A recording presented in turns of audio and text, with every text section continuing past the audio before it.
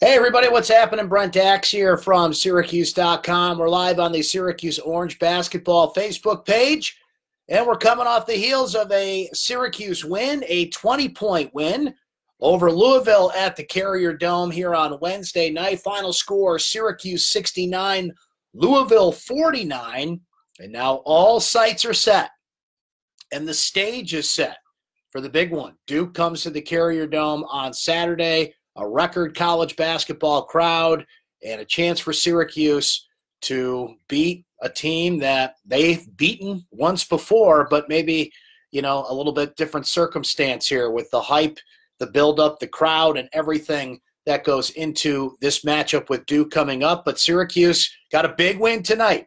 Make no mistake about it. This was a needed win for Syracuse to bounce back confidence-wise after losing by 15 points at NC State. It was a needed warm-up to be as best as you can be going into that Duke game on Saturday. It's a third quad one win for Syracuse as we really start tracking things like that and looking at NCAA tournament resumes. It is a ranked win for Syracuse, a ranked win at home. So it checks a lot of boxes tonight as the Orange play terrific defense. Marek Dolezaj all over the floor. I mean, officially, Marek tonight, just to look at his stats, and this is a guy who usually piles up the box score, right? You look at every category in the box score, and he'll kind of fill in a little bit of each. So tonight he had 6 points. He had 9 rebounds. And when you look at the blocks in the steals category, it's actually empty for Marek Dolezaj, but if you watch this game tonight, I mean, it felt like the guy had a triple-double if you include hustle plays and floor burns and just all-out hustle. He set the tone for Syracuse tonight. Syracuse had 4 players in double figures in this game. They had just 1 in double figures against NC State a week ago. A big-time bounce back for O'Shea Brissett, who had 16 points and 8 rebounds. Didn't quite get the double-double, but certainly was near it. Elijah Hughes, a much-needed offensive infusion for him. He goes 4 of 9 from three-point range. He scores 18 points overall. Buddy Boeheim comes in and hits 4 three-pointers on the night, goes 4 of 9 overall from distance. He has 14 points on the night, so you get 4 guys in double figures. Certainly needed there. Tyus Battle, just 11 points on the night, went 4 of 14 shooting the ball tonight, so certainly not at his best.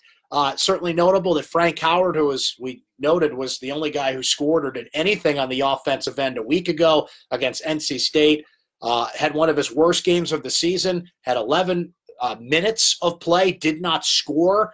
The only thing he put in the box score was 1 assist and 1 foul. Jim Boeheim insisting after the game that he just wanted Tyus to run the point. That's kind of become his standard answer when it comes to playing more Tyus at the point or keeping Frank Howard out of the game. So it was really interesting to see Frank struggle because I don't think that can be the case if Syracuse is going to be competitive in this Duke game. Now, a little bit of note on Duke, if you guys are watching out there tonight.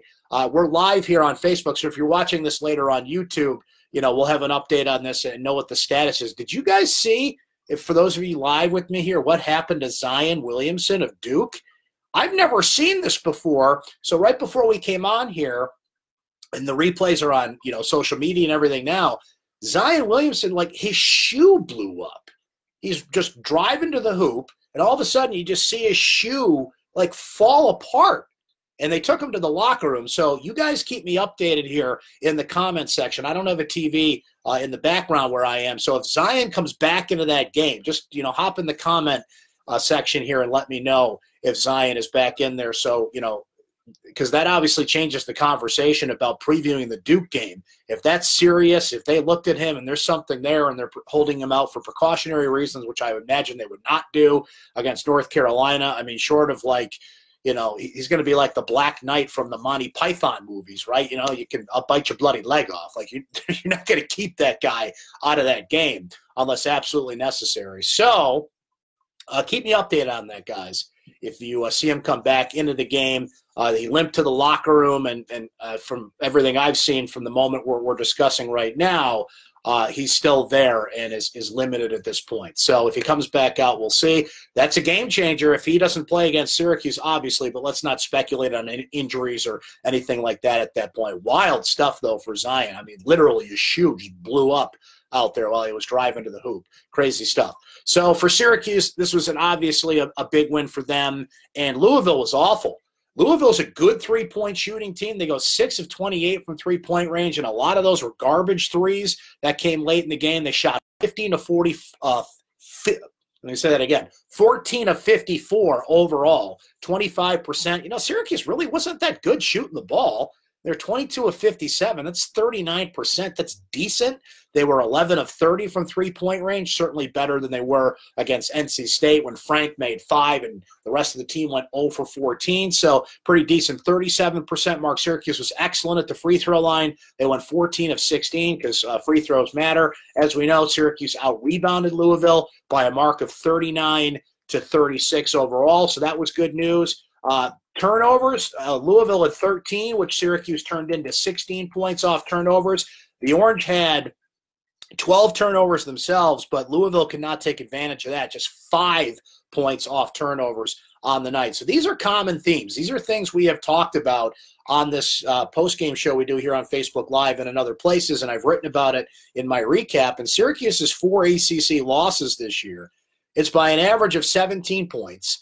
And the common denominator there is they don't hit threes. They're really bad from three-point range when they lose. When they win, interesting stat, Syracuse is now 6-0 on the season. 5 of those wins in ACC play when they hit 10 or more three-pointers. I think, you know, by and large, if you're hitting 10 or more three-pointers, you're playing well, and you should win those games. But interesting stat, Syracuse has not lost if they've hit 10 three-pointers. So put that on the list of things you need to do to be competitive against Duke. You know, again, with or without Zion Williamson, that was crazy what happened if you saw Zion's shoe blow up there. So we'll see what the situation is for him. And a few of you guys are making the comments here. Yeah, this Frank Howard thing is weird. For him to be at this point of the season, going into the biggest game of the season, and to just not know what you're going to get from him on a night-in, night-out basis, that's your senior point guard, is really strange. He only plays 11 minutes tonight. Tyus has to run the point, and when Tyus has to run the point, Jim Boeheim mentioned it at his press conference, things get really simple. There's only a few plays that they're going to run with Tyus at the point, and it becomes about ball movement and some other things.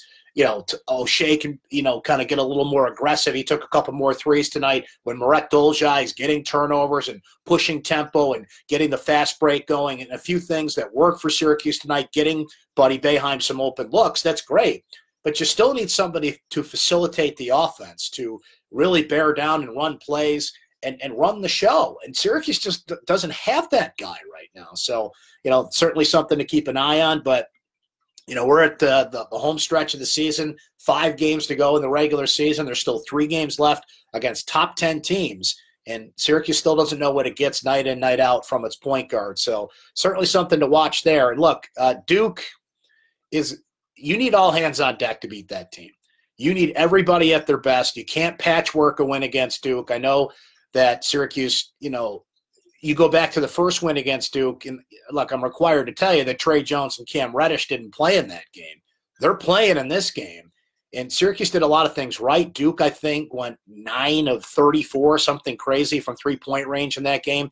Even if that happens again, Duke is really good, you know, inside the three-point line. And you need your point guard. You need Frank to be able to score, to be confident to take open shots. And as Boeheim noted again at his press conference after the win tonight over Louisville, Frank can't get by people. Well, Frank did that all of last year, has done it at times this year. And as far as we know, he's not sick. He's not injured, you know, at least from what we can see from a physical standpoint. So he's going to need to do that against Duke. Tyus is going to have to be on his game. I think it's good news that O'Shea Brissett felt like he was comfortable enough to take a couple more threes against Louisville tonight, because I think you're going to need that against Duke. It's going to be another one of those up-and-down, high-tempo games. It was 95-91 when Syracuse beat Duke the first time around. I think it's going to be another high-scoring game like that. And certainly needs to be from a Syracuse standpoint if they're going to stay in that game. Look, one of the key things with Duke is you just got to attack them. You just got to go at them. You just have to, you know, go mano-a-mano with them and hope they don't shoot as well from three-point range, and kind of hope you look up at the end of the game and, you know, you're still within 4, 6, 8 points and have an opportunity to, run some offensive plays at the end and stay in it. And that's what happened to Syracuse the first time around. Without Reddish or without Trey Jones, it was a track meet. Remember, Syracuse was down big early in that game, 15-2, and had to storm back. And it was a unique circumstance, and they got the win. But, look, you got 35,000 people in the Dome, one of the great environments in college basketball. Hopefully that crowd stays in it the whole game. It's hard not for 35,000 people to make a lot of noise all game, but I hope they're just passionate and loud and into that thing from the get-go. Make it as tough of as an atmosphere as it can be. The Dome can be tough when there's 25,000 people in it, let alone 35,000 people, which is like a football crowd in a lot of ways. Some football games only get 35,000 people, unfortunately. Certainly, Dino Babers has changed things, and Syracuse football was much better this past season. But I hope the crowd is as big of a factor as it can be coming into this game. My man Ben saying that Zion Williamson's stepdad came out of the locker room to get his mother to bring her back into the locker room, so maybe not a good sign there. Yeah, keep an eye on that for me, guys, about what's happening with Zion Williamson, because, look, if he's out of that game, that is a major game changer. I think Duke is still really good and, will be favored and should be favored to beat Syracuse, but think of the emotional drain of that, too. If he doesn't come back against North Carolina tonight and they're thinking about going forward without one of their better players. And I don't want to speculate on that right now because we're live as that happened and that injury went down. But, just to kind of think about it here, if Zion Williamson, let's say he does come back, but he's not 100% and, is affected by what happened tonight at Cameron Indoor Stadium in this game. First time around, no Trey Jones, no Cam Reddish. If you don't get Zion Williamson on the floor this time, Syracuse has to take advantage of every advantage it can get. I think that's unfortunate if he doesn't play in that game because he's a phenomenon. He's one of the best college basketball players you'll ever see. We know he's there for a year and will go on to the NBA. So certainly we wish him the best, and I hope he plays Saturday. I really do. I want to see the best player in college basketball play before 35,000 people in the Carrier Dome. So hope everything's okay with Zion. As we talk here live, we're still getting updates on that. Went to the locker room, and we're still not sure what his status is. Let's see what else you guys are saying here in the comments. Sean saying that Brissett finally getting back to the basics and taking it to the rim. My colleague Donna DeToda wrote a great piece about that today, Sean. I don't know if you saw it. And that's exactly what O'Shea said. He felt like he got away from what he does well, from the basics. You said it, high percentage shots, attacking the rim.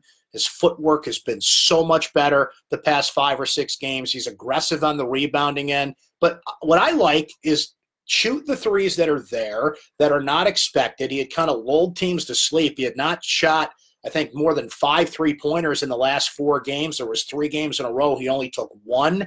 So I don't think teams were really expecting it. Louisville certainly I don't think was expecting it think you look at 4 or 5 games of film when you prep for a team, and he's not taking a lot of threes. But he can hit that open three, particularly kind of, think of the top of the key and go about 2 steps either way. That's his sweet spot, right up there hitting the threes. And I think they're going to need him to do that against Duke to keep pace with this Duke team on the offensive end. So he's much better inside. Syracuse needs a presence inside because Pascal Chukwu has been so inconsistent there. Barama Sidibe didn't even play tonight. Robert Braswell looked great against NC State, even in just 8 minutes, but didn't get some run until late in this game. But I think they know he can come in if Hughes gets into trouble, if Brissett gets into trouble.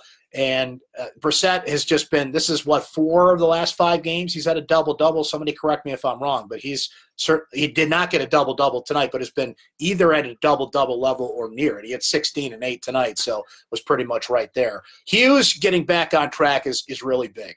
And I think Mike Waters made a great point in his game preview today in saying that, look, Hughes sat out all of last year. The season before that at East Carolina, I think he only played 7 or 8 games.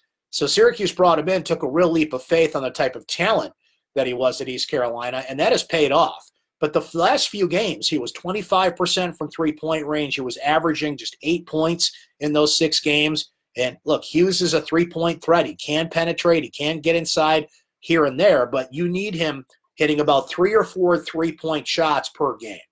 That's where he's at his best. And that's where he was tonight. 4 of 9. Pretty much took all his shots from the perimeter There's a guy you're going to need to hit at least that many against Duke on Saturday. So good news that Hughes is back on track as well. Richard saying that Duke struggles from three sometimes if Hughes plays defense like they did tonight and the offense is on. They can beat Duke again, especially without Zion. Duke is not a good three-point shooting team at all. You're right about that, Richard. I think they're at like 30% at this point. They didn't shoot well from three in the first game.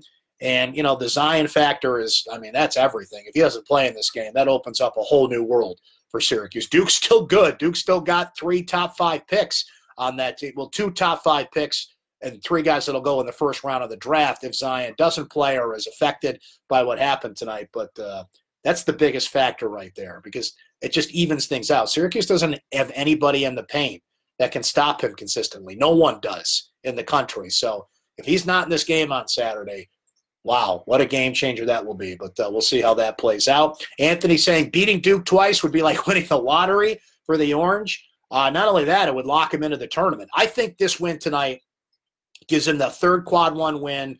They're approaching the double-digit win mark in the ACC. They've got 9 ACC wins now. It'd be really hard to keep Syracuse out of the tournament at this point. Certainly it wouldn't be a bad idea to win a couple more games down the stretch, take care of business, and leave no doubts with the committee, which would be refreshing because the last 4 years that has not been the case. We've been sweating out the last games, refreshing Joe Lenardi's bracketology every 5 minutes just to see if Syracuse was in. Well, in the next 5 games, they've got an opportunity to erase that question, and the only doubt going into Selection Sunday will be what kind of seed they're going to be and where they're going, as opposed to if they are in. You know, Syracuse is projected as about an 8 seed right now.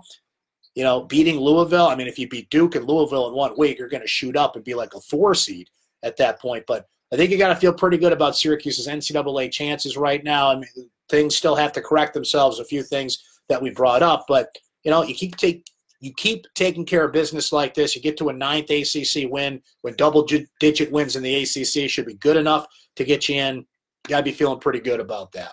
Daryl saying, Brent, this team has to learn to drive the paint more, stop relying on the 3 so much. Brissett, stop it with the 3-point shots and stick to your game. Well, he was hitting his 3s tonight, Daryl. I don't really I'm just looking it up as we're talking about it here. O'Shea was 2 of 4 from 3-point range tonight. I think he was fine doing it. What O'Shea did earlier in the year was he would shoot 5, 6, 7 threes if he wasn't hitting them. What he's really backed off on lately is the number of 3-point attempts, and certainly if he's not taking them, he just stops doing it. He was 2 for 4 tonight. I agree that certain players have to drive more inside, namely Elijah Hughes and Frank Howard, but, you know, Frank Howard just refuses to do it. Jim Boeheim said it again tonight. He won't drive by people. He can't drive by people, so you're relying on Elijah to do it. Maybe Buddy can pump fake and take it inside a little bit more, and you know that Tyus can drive to the rack, but I don't think O'Shea's been bad with that. O'Shea's taken like a total of 10 3-pointers in the last 5 or 6 games. So he's listening to that advice. That's a take from like 6 or 7 games ago. I think, you know, he is doing exactly what you need him to do at this point. We brought up how good he's been inside as of late. Sean mentioning that the loss to Old Dominion stinks, but they might get the auto bid from their division. Yeah, that always seems to happen, right? There's teams early in the year that come through the dome and end up being NCAA tournament teams. And, yeah, you don't want to lose to a team like that, but it only strengthens your resume if they turn out to be a tournament team. Ohio State has kind of fallen off since Syracuse, you know, beat them earlier in the season, and you've got the Oregon and UConn losses. Those feel like forever ago. They were early in the season in November. What Syracuse had to do was make up for it in conference play, and that's what they've done so far. You know, you want that Georgia Tech loss back, but Florida State, Virginia Tech, the losses they have beyond that, I mean, they're expected. NC State, yeah, you'd like that one back, but there's always 2 or 3 bad losses a year in conference play. Georgia Tech's really the only kind of, you know, WTF loss that Syracuse had in ACC play. Georgia Tech's lost 9 of their last 10 games since beating Syracuse. Go figure. The Orange were 7 of 33 shooting the 3 in that game. And that's it. Look, Syracuse is not a good 3-point shooting team by measure, by statistics, by just looking at them on paper, but they live and die by the 3. There are 4 losses in ACC play. They've been awful from the 3-point line. As we mentioned, this was a game where they hit their 3s, and now they're 6-0 on the season when they hit at least 10 3s on the game. Joyce just got here. Syracuse winning 69-49. was your final score tonight as the Orange get ready for Duke now. And, boy, this is going to be an interesting conversation. If Zion Williamson has a serious injury, if he doesn't play Saturday, if they hold him out for precautionary reasons, I mean, I'm just kind of checking. Let's see. I'm just seeing this come across Twitter now. I wanted to check before we signed off tonight. So according to John Rothstein, I'm seeing a couple other reports. Zion Williamson will not return to the Duke, North Carolina game tonight due to a knee injury.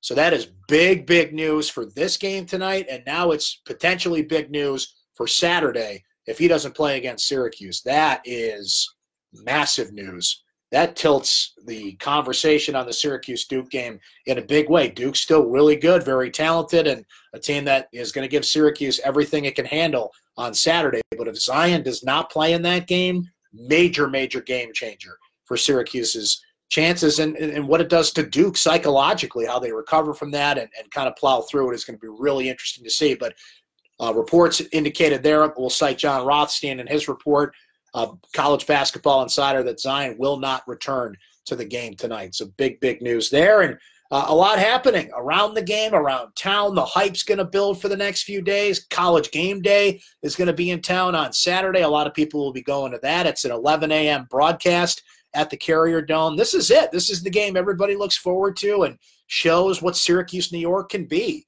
The capital of college basketball for the day. It's Raleigh. Not Raleigh. It's Durham, North Carolina tonight in Cameron Indoor Stadium in Duke, North Carolina, and understandable. It's one of the great rivalries in all of sports, let alone college basketball. But Saturday, Syracuse, New York gets to show their stuff a little bit. And it's always great when Duke comes in. In just 5 years, we've seen Jim Boeheim, the coat. It never technically took off his coat, but the coat maneuver, John Gillen's buzzer beater, Syracuse beat Duke at Cameron this year. These two teams don't always play twice in a season, so you got to, kind of cherish it when it happens. But whenever they get together, something magical happens, something memorable happens, good games happen, competitive games. The two winningest coaches in college basketball, Mike Krzyzewski and Jim Boeheim.